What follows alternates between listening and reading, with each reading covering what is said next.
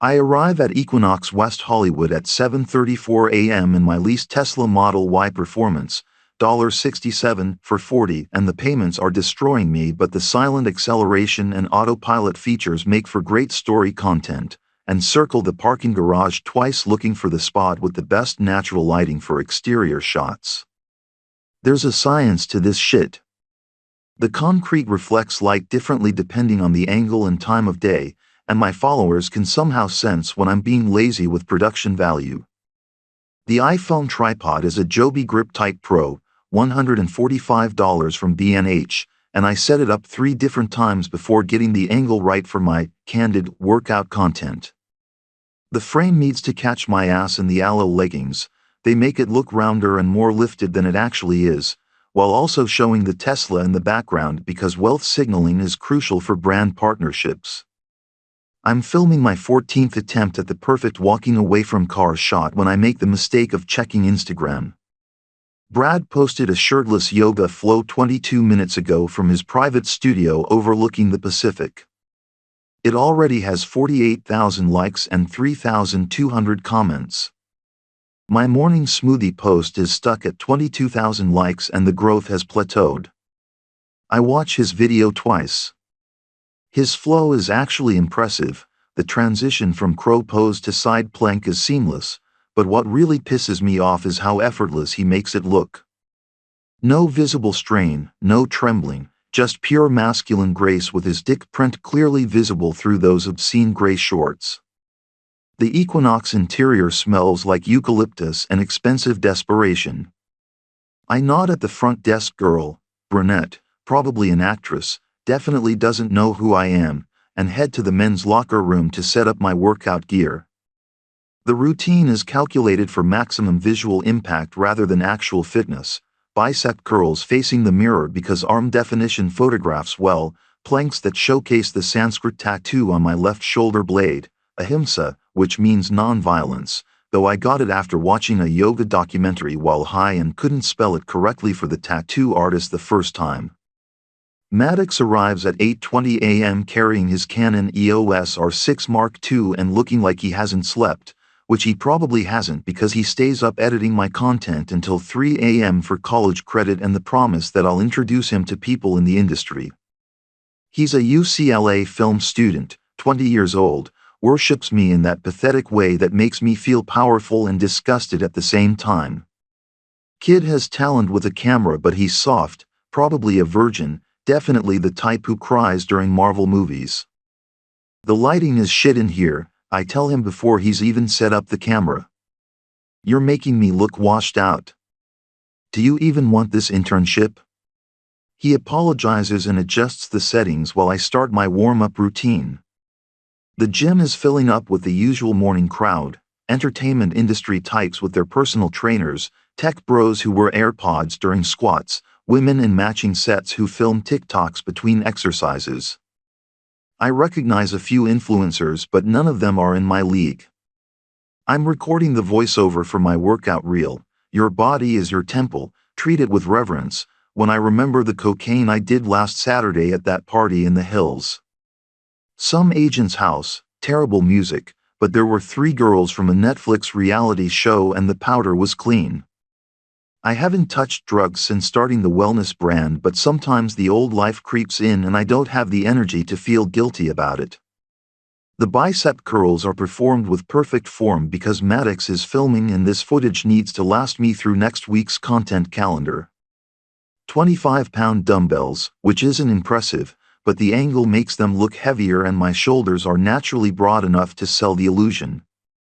I catch my reflection in the mirror between sets and practice the expression I'll use for the final shot, concentrated but serene, like I'm channeling some deeper spiritual truth through physical exertion. Focus on the mind-muscle connection, I say into the camera, my voice taking on that breathy guru tone that makes middle-aged women in Ohio with themselves. Every rep is a prayer to your highest self. Maddox zooms in on my face during the final set, catching the perfect amount of sweat, enough to look dedicated but not enough to appear desperate. I've timed this exactly, 12 reps, controlled breathing, a slight furrow of concentration that suggests deep spiritual work rather than vanity. The last rep gets held for 3 seconds longer than necessary because I know he's still filming. Between sets I check my phone. Brad has posted another story, him drinking some green concoction with the caption, "Chlorophyll is basically drinking sunlight." It has 67,000 views in 37 minutes. I screenshot it reflexively, my thumb moving faster than my conscious mind. The competition album now has 248 screenshots. Should we get the plank sequence? Maddox asks, wiping his lens with a microfiber cloth that probably costs more than his textbooks. Obviously, I snap, though I soften it with what I call my teacher smile, patient but slightly disappointed, like Buddha dealing with particularly slow students. Set up by the windows. I want that natural light hitting the Sanskrit. The plank sequence is pure theater. 90 seconds held while Maddox films from 4 different angles, my face a mask of transcendent calm while my core screams.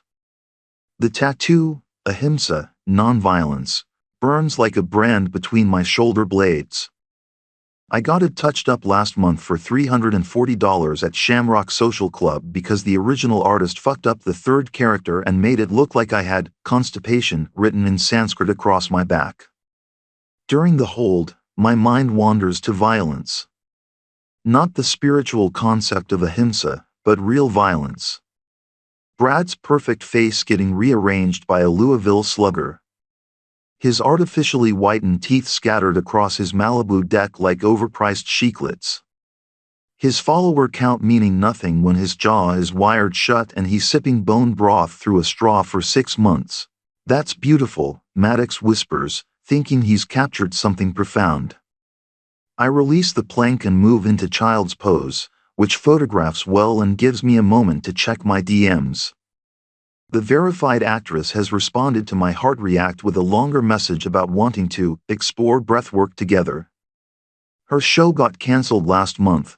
I googled her after seeing the blue checkmark, but she still has 2.3 million followers and a face that would look good next to mine in a couple's yoga post.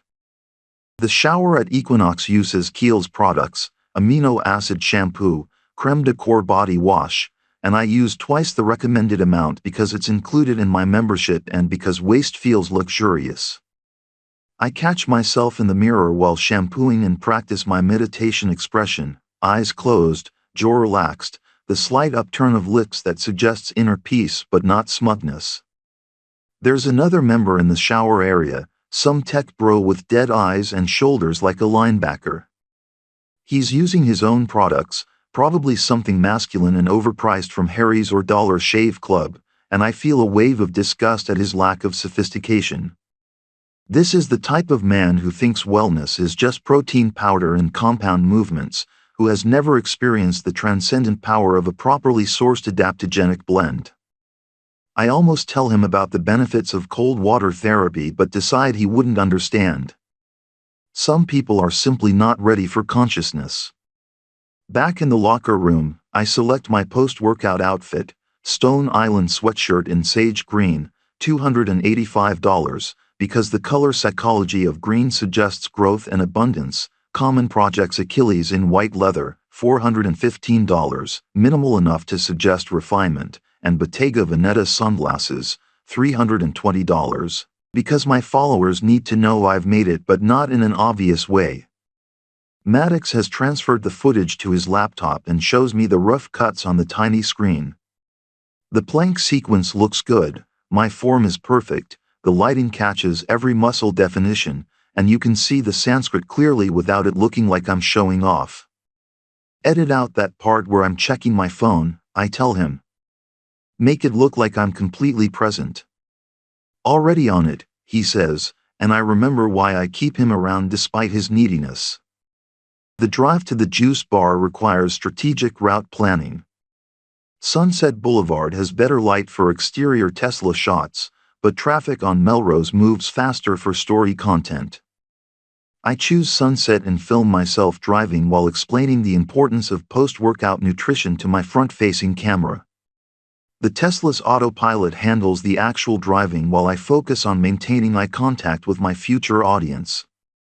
Your body is a temple, I say to the camera, but it's also a machine that requires premium fuel.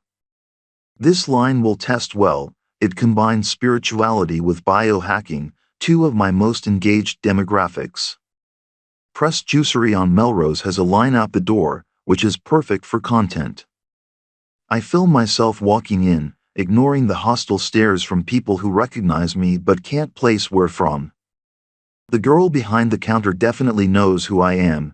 She lights up when I approach, probably follows my morning routine posts religiously.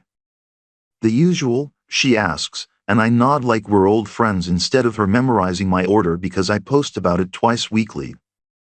The Greens 3 juice costs $14 for 16 ounces of what is essentially expensive water with some kale and apple juice, but the green color photographs beautifully and the price point suggests that I value quality over economy. I tip $5 because the girl will probably post about our interaction on her own story. While waiting, I scroll through Brad's latest post. A video of him preparing some elaborate breakfast bowl with 8 different superfoods, each one precisely arranged in a mandala pattern. The comments are already flooding in. Recipe please daddy, this is art, marry me Brad. That last one is from @CrystalGoddess22 again. I click on her profile, definitely 53, definitely from Cleveland, posts mainly sunset photos with inspirational quotes in papyrus font. My juice arrives and I immediately film the handoff, making sure to catch the logo and the vibrant green color. The girl behind the counter tries to get in frame and I angle the camera to exclude her while pretending not to notice. Liquid sunshine, I say to the camera while taking the first sip, and I hate myself for how naturally the bullshit flows from my mouth.